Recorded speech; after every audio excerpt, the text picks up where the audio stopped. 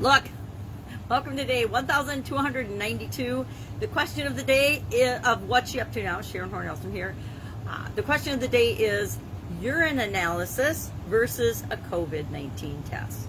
I would say a urine analysis in the Get Up and Go challenge. It's the decision-making tool that we learned about today. It's much easier, much more fun, much more valuable to each and every one of us than a COVID-19 test. Why do I compare the two? Because I've only had one COVID-19 test, and it was ridiculous and miserable.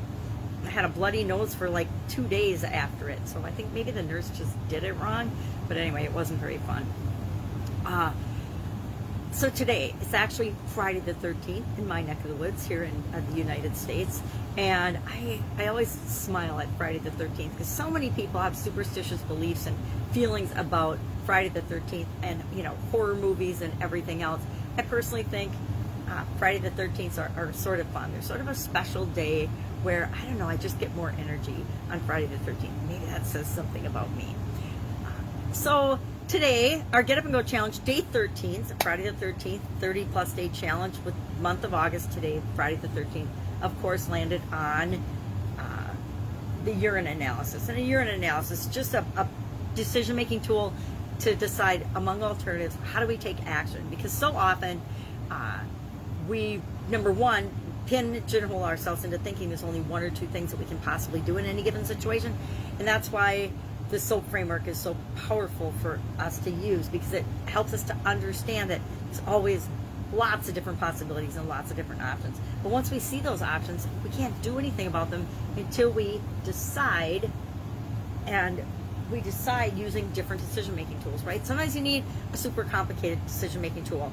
Urgent, the urine analysis is kind of in the middle to the low end, because it helps us to make choices among really subjective alternatives, because we're creating our own rating system, we're creating our own scale, we're creating our own way of measuring it.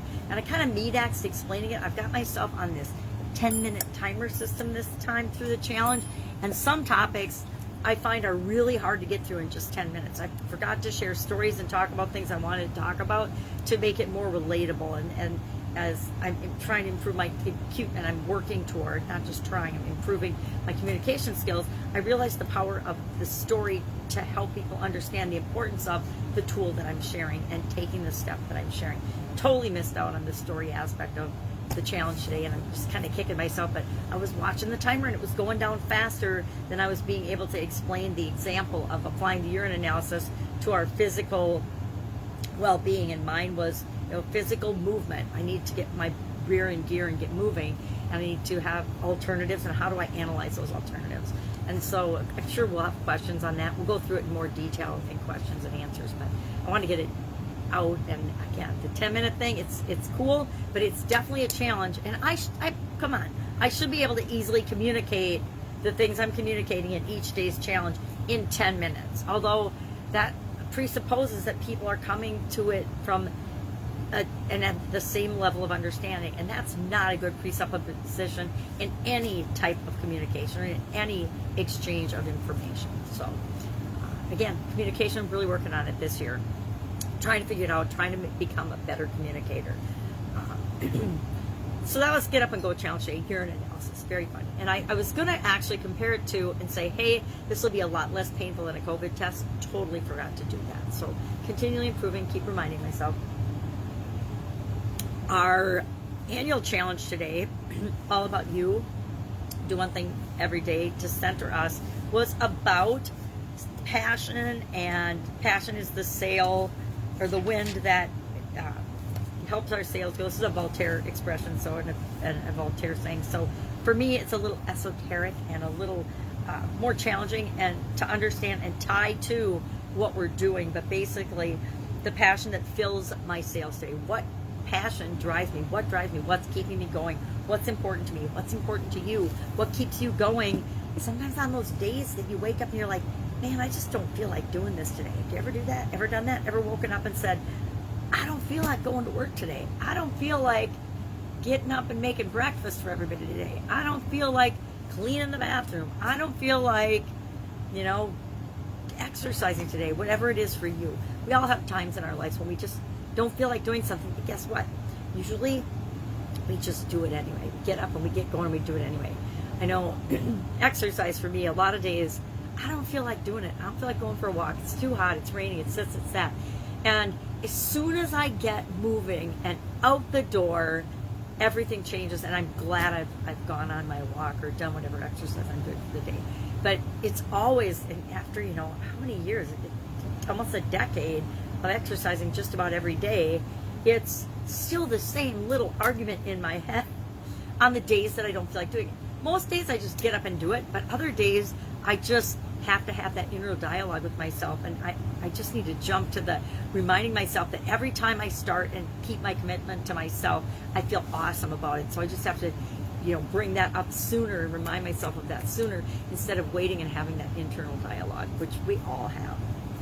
So physical movement, get up and go challenge day 13. Sales, passion, why we do something, wind beneath our sails, or wind beneath my wings. Remember that song? Excuse my throat. This whole couple of weeks it's been cloggy and bleh in the morning.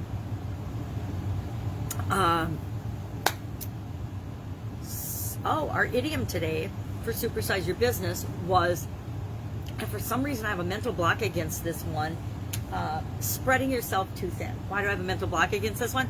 Probably because it's my modus operandi. Even now, I've learned the lesson in very big ways of not spreading ourselves too thin, and I shared at least 7 ways to not and to get over spreading yourself too thin or avoiding spreading yourself too thin on the Supersize Your Business page today, in group, not group, but in the page today.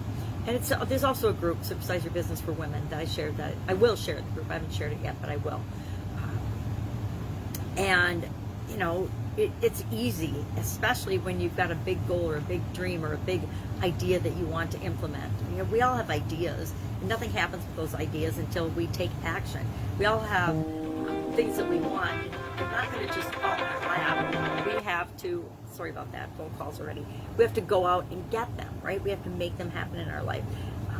If we don't choose what's going to happen in our life, if we don't go for the things we want, there's plenty of people that will choose for us and direct our life for us. If you don't want to, if you just choose to opt out of being in charge of your own life and taking personal power and responsibility, we all have the ability to do that. We all have the right to do that. We all do that during certain times and periods of our life. When I was married and raising my family and working in corporate America and running a business on the side, a lot of things, a lot of aspects of my life, I let other people do for me. My wedding, I let my sisters and my mom literally plan my entire wedding. They asked me a few questions, but I was a new mom. I was doing all kinds of things. I was busy working at a new job that was really demanding. I was actually the only woman in the entire division of the business, or actually the whole manufacturing end of the business. And that put a lot of pressure on me to say yes to certain things and do certain things that I would probably look back on now and say, was I crazy? But some things had to be delegated. So my entire wedding, I said yes or no on a couple of things, but for the most part, I just let them run with it. And it was an awesome, fun party and a great day. So we have to choose what we say yes to, what we spend our time and energy on. So I guess that's what I'm thinking about today. And the boundaries that we set for ourselves. Now, I could say that it's frustrating to do 10 minutes for the Get Up and Go challenge, but actually, nobody told me that I had to keep that within 10 minutes. I just wanted to keep it short and sweet and clear and concise so people can get the message, do the action item, and try it out for themselves. Actually do it for themselves every single day. And frankly, we are swamped as human beings. We are so busy. There are so many things vying for our attention. It's almost impossible to notice and do something for ourselves because we feel so selfish whenever we do anything for ourselves. But it's not selfish. We hear the old saying, if you don't take care of yourself, nothing else matters. And we don't often realize that. We don't often consciously actually get that until life shakes us up or something happens to us, something bad or traumatic happens to change an area or aspect of our life that gets our attention. And that is not, although it almost always is required that something happens in order for us to change or pay attention or notice what's going on. We only see what we want to see. We only hear what we want to hear. We only hear and see and look and listen and pay attention to the things that match our current belief system. And the only way we're going to change ever, or create and get the things we really, really want, are if we're willing to open up, look around, listen for what's going on around us, pay attention to what might help us, notice what we're doing, and if it's working or not working. Is it moving us toward what we want or away from what we want? So those are some of the things I'm thinking about today. Granddaughter going to be with me again next week. Super excited. I've really, really missed her. She's had summer school the last 2 weeks, and she just stayed with her folks instead of hanging out with Grandma at all during that time. So I've missed her. It's only a couple more weeks, and then she's in school full time again as a big first grader. Super excited for her. It's so fun watching the grandchildren grow and develop. It's just such a blessing and such a treat, and I'm grateful for it every day that I get to spend with them.